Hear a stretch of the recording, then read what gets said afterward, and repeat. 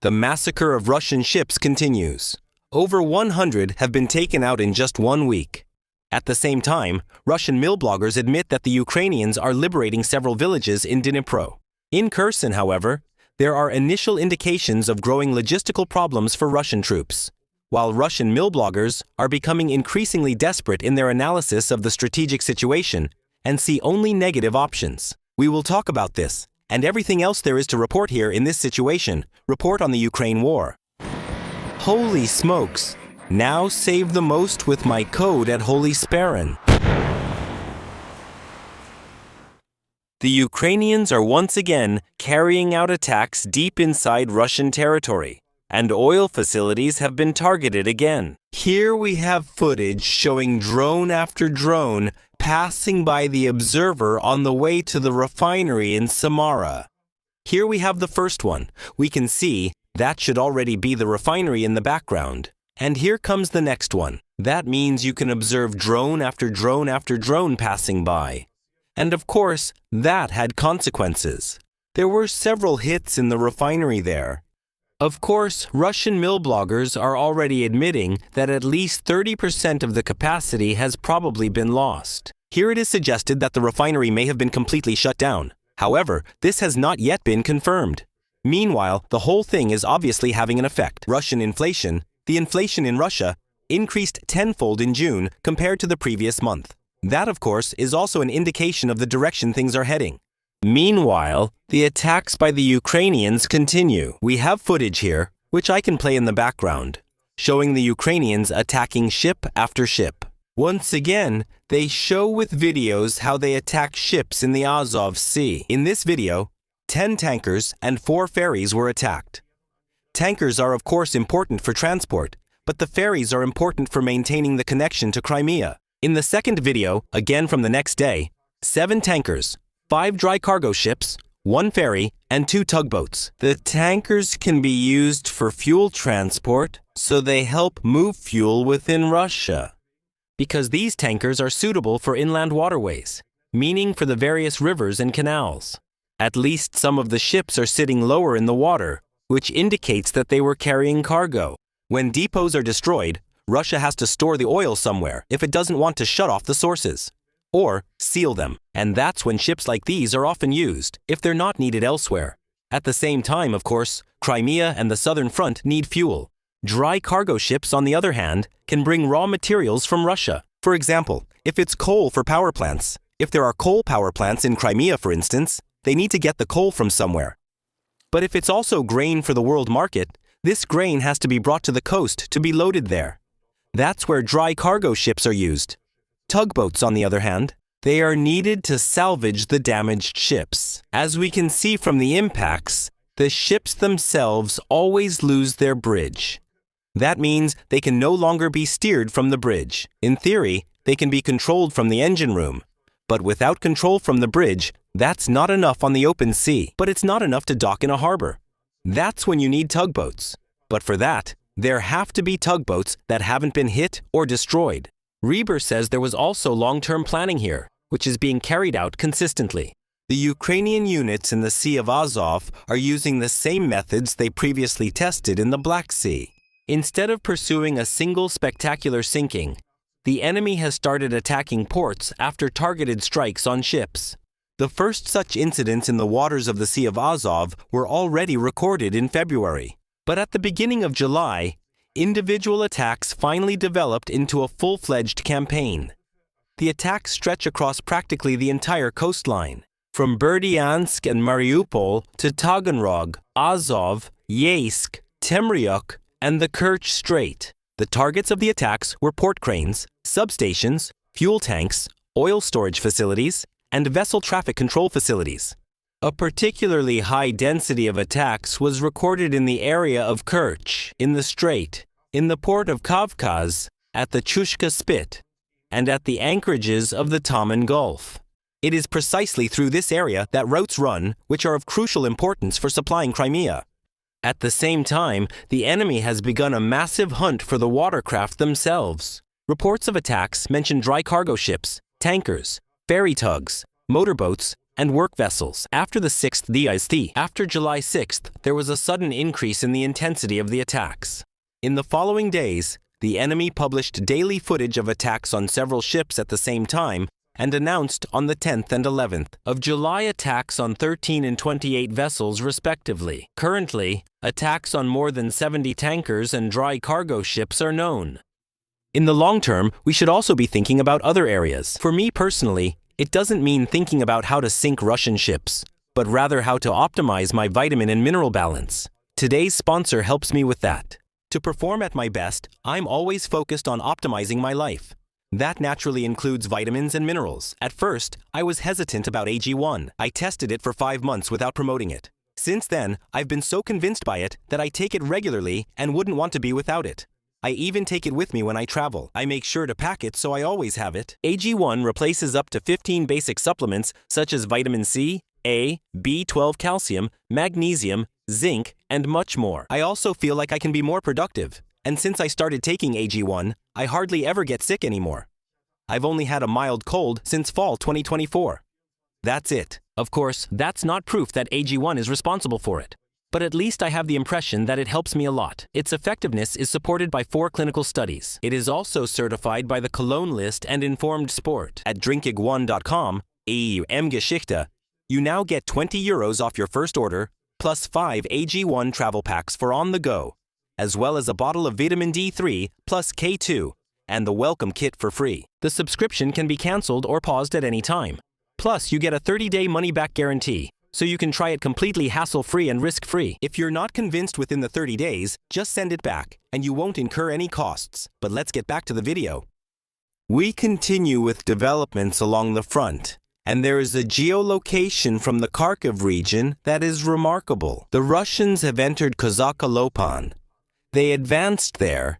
It was an infiltration that was later countered by the Ukrainians. However, this does not show how successful it was.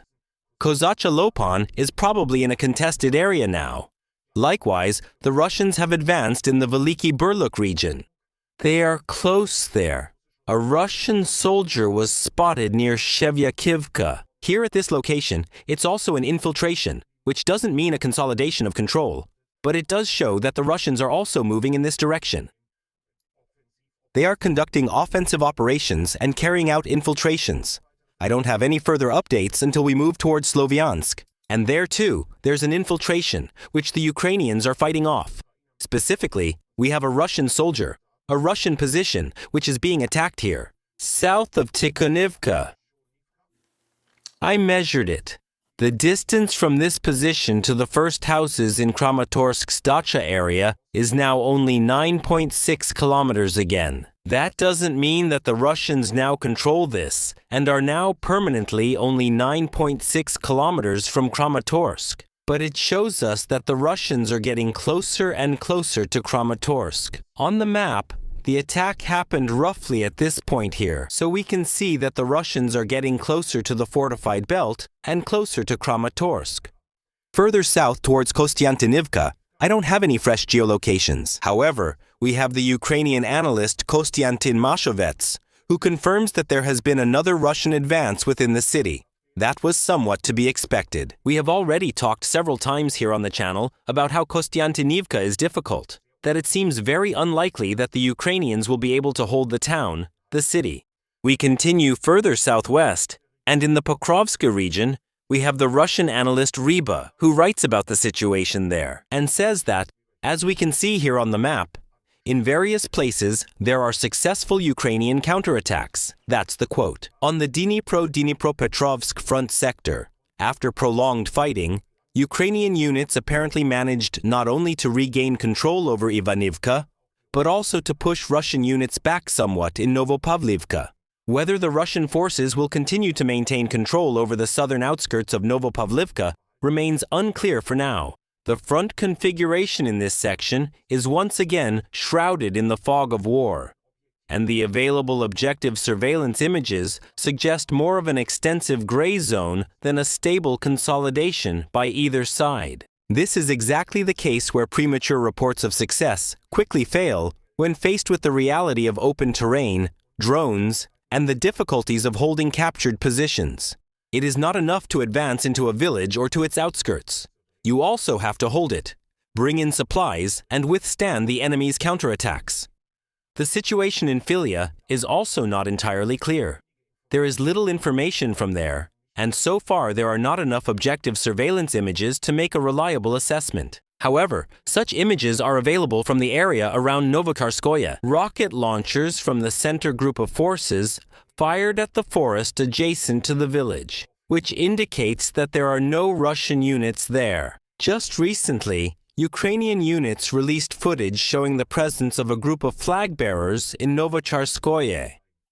Such an incident by itself does not always mean permanent control, but under the current circumstances, it at least confirms a significant escalation of the situation in this area. So, according to Reba, the situation is escalating in this direction. We have to, of course. We can compare what the Russians are giving us here with the pro-Ukrainian deep state map. According to the Russians, they control much more territory, and the contested area is significantly smaller. But they do admit that they are being pushed back in this area here. And accordingly, the Russians are also concerned about this. At this point, the situation still seems fixable. Still fixable. It's not a complete collapse of the front, but rather a local crisis. But the longer the enemy is able to move small groups through gaps in the line, the harder it becomes to restore a stable front configuration. That's the situation here, and we're moving on toward Kherson. So, at the Dnipro, we have the Ukrainian rebel group Artesh, which reports here that the Russians now have a shortage of boats on the Dnipro.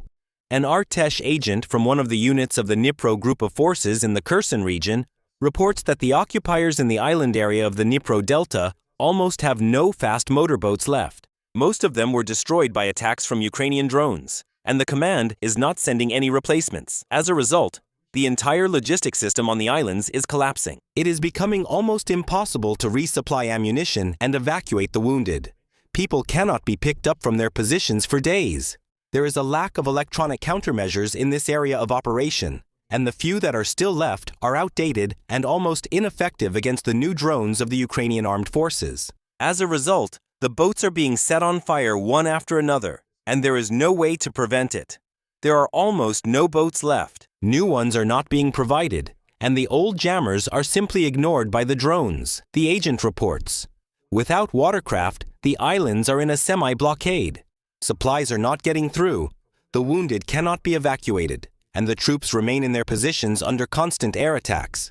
The command is neither able to secure this section nor to supply it with everything necessary.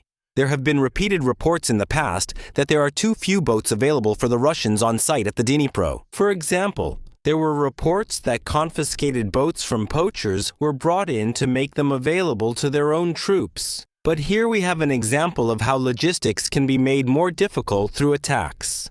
In recent weeks, we've been reporting on the Ukrainian campaign deep behind enemy lines, aiming to weaken and, if possible, eliminate Russian logistics, especially in the south of the front, mainly here on the land bridge. A boat for the Dnipro will be at least 5 or 6 meters long and probably won't be just an inflatable boat, but at least a ribi with a hull, or even a full fiberglass boat. So that requires transport on a trailer or a truck, and both are now threatened along the southern front. And here we have an example of how attacks on logistics can have an impact. The Russians will of course continue to want to bring in ammunition and food for their soldiers, and will prioritize that. But things like boats are quickly cut when logistics suffer, and that reduces Russian mobility and reduces Russian capabilities. And it also reduces the threat to the Ukrainians on the other side, on the right side of the Dnipro. At the same time, it opens up options because the Russians can no longer contest the Dnipro Islands to the same extent. That means, for example, it allows the Ukrainians to gradually occupy these islands here, because the Russians are simply no longer able to fight against it. We also have reports from Crimea, and there an attack on an airfield has been reported, with fire visible. But that doesn't necessarily mean that something was destroyed there. The fire could also just be the nearby field, as we've seen before, though at least there was an attack there. And what the situation in Crimea could theoretically look like in the not-too-distant future, we can see here in a video from the Ukrainians, where they carried out a landing on the Kinburn Spit. In the process, a ground drone is brought ashore by a sea drone, and they carry out an operation there. We are certainly not yet at the point where liberating Crimea with such means alone is realistic. But the fact that amphibious landings are practically possible anywhere in this way is a new threat for the Russians. Because these ground drones can, of course, attack high-value targets on site, or, for example, disrupt logistics. And if there are amphibious operations with soldiers, they will, of course, support the Ukrainians. All of this shows us here how the Ukrainians are systematically working to overcome the Russian numbers with innovation.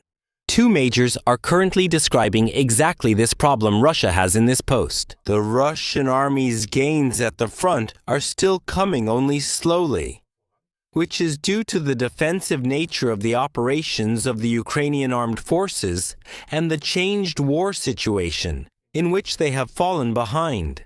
Thus, in the attacks of recent months, a picture emerges in which the enemy's forward defensive line, that is, the Ukrainians, is held in the built-up urban area by about 12.5 soldiers of the Ukrainian armed forces. So only 18 men would be holding the front line.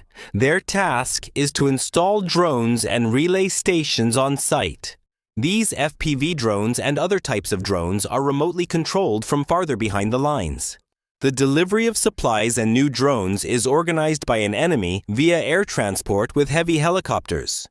By that, he means the heavy-lift drones. Without satellite communication systems equivalent to Starlink, our troops are unable to use similar tactics and technologies. In fact, the enemy is currently sacrificing small parts of its territory to wear down our troops in offensive battles. In doing so, the Ukrainian armed forces retain the ability to organize individual counterattacks, even using armored vehicles. He may not be achieving any successes. Well, that's not entirely true. But anyway, the fact is telling. The enemy has enough manpower and vehicles, despite the disinformation campaign with arrests of terrorists and the public counting of Ukrainian deserters by the Ukrainian side itself. So, not a good picture, and rather a pessimistic one, where we have Maxim Kalashnikov, who takes it even further. One of the news agencies called me and asked for my opinion on establishing a buffer zone in Ukraine. I said that this idea is pointless at the moment. The enemy has shifted the focus of the fighting to attacks on areas farther behind our lines, bringing together all long-range weapons under a special command. The goal is to bring about an economic and subsequently a socio-political collapse of the Russian Federation. The range of their drones is up to 3,000 kilometers, while that of the missiles is somewhat less. In this case, however, the buffer zone would have to extend over all of Ukraine, and the leadership of the Russian Federation lacks the strength for that. Given the fact that they would have to evacuate millions of people from the buffer zone created by the Russian Federation and accommodate them somewhere, Kiev will simply intensify attacks on critical targets in our rear areas. That is a win for the Ukrainians. Either this accelerates the economic collapse of the Russian Federation by making the mobilization of reservists impossible, without which the creation of a security zone is not possible, or conversely, it forces our leadership to start calling up reservists, which also accelerates the economic collapse. Or it forces the government to forcibly seize the population's bank deposits, which could also lead to a socio-political explosion.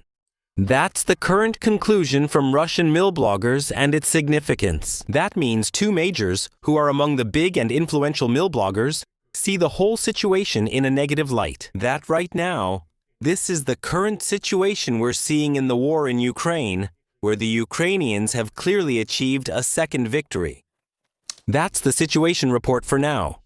If you liked it, please give a thumbs up or comment with your thoughts. And if you're new here, I'd like to invite you to subscribe to the channel and click the bell so you don't miss future videos. That's all for now from Torsten Heinrich. Thank you for your attention and see you soon. Thanks also to the supporters on Patreon as well as here on YouTube. Special thanks to Lieutenant Colonel Mahamori, as well as Lieutenants Robert Viel, Immelkopf, Floja Capri, Bertenmint, Lichtchatter, NTX, Malermeister Nagel, Markus F. Alex Rosenthal, Matt Rosenthal, Madbest, Mütter 1000 Janisku, Cunningham, Oistress, Finn, 5 Farbflecktarn, Jans vom Eck, Uwe Dufresne, Nickname to Nickname Tubib, Carsten Schulz, Tequila Tequila Tequila 42. Thank you very much. Without you, this wouldn't be possible.